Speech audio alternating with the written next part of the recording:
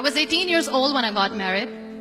I belonged to a very conservative family, a Baloch family, where good daughters never say no to their parents. My father wanted me to get married, and all I said was, if that makes you happy, I'll say yes. And of course, it was never a happy marriage. Just about after 2 years of getting married, about 9 years ago, I met a car accident. Somehow my husband fell asleep and the car fell in the ditch. He managed to jump out, saved himself. I'm happy for him.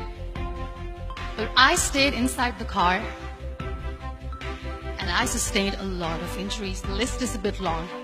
Radius ulna of my right arm were fractured. The wrist was fractured. Shoulder bone and collarbone were fractured. My whole rib cage got fractured. But that injury that changed me and my life completely was the spine injury. Many people came to rescue. They gave me CPR. They dragged me out of the car. And while they were dragging me out, I got the complete transection of my spinal cord.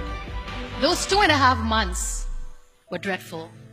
I was at the verge of despair. One day, doctor came to me and he said, well, I heard that you wanted to be an artist, but you ended up being a housewife. I have a bad news for you. You won't be able to paint again. Next day, doctor came to me and said, your spine injury is so bad, you won't be able to walk again. I took a deep breath and I said, it's all right.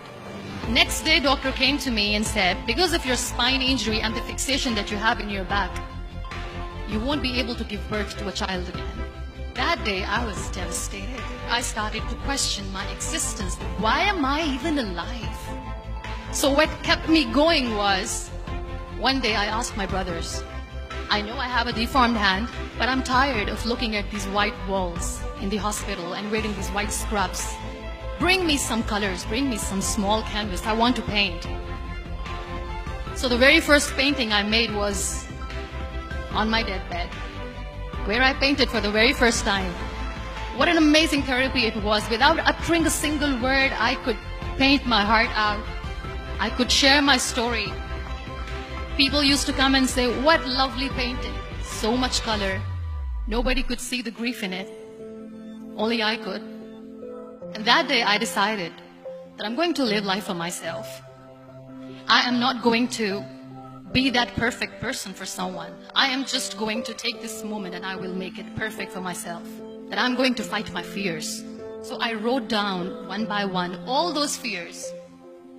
And I decided that I'm going to overcome these fears one at a time. You know what was my biggest fear? Divorce. But the day I decided that this is nothing but my fear, I liberated myself by setting him free. And I made myself emotionally so strong that the day I got the news that he's getting married, I sent him a text that I'm so happy for you and I wish you all the best. And he knows that I pray for him today. Number 2 was, I won't be able to be a mother again. And that was quite devastating for me.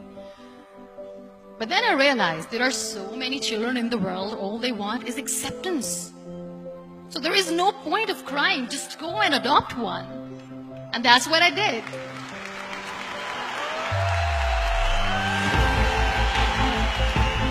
I gave my name in different organizations, different orphanages, and I waited patiently. 2 years later, I got this call from a very small city in Pakistan.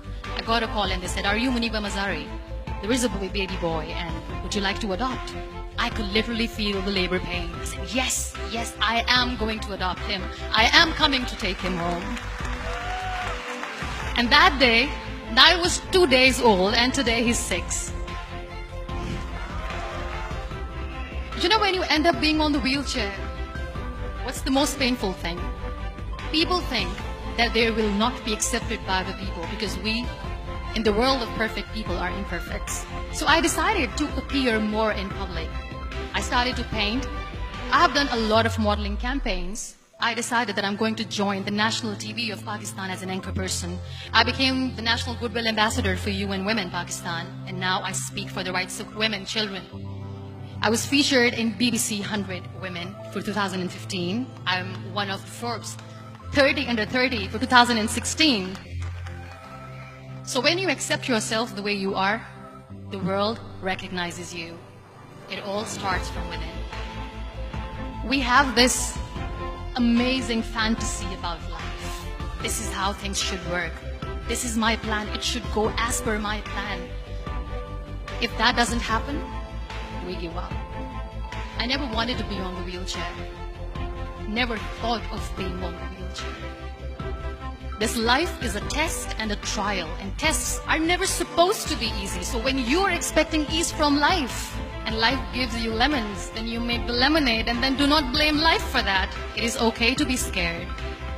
It is okay to cry. Everything is okay, but giving up should not be an option. They always say that failure is not an option. Failure should be an option, because when you fail, you get up, and then you fail, and then you get up, and that keeps you going.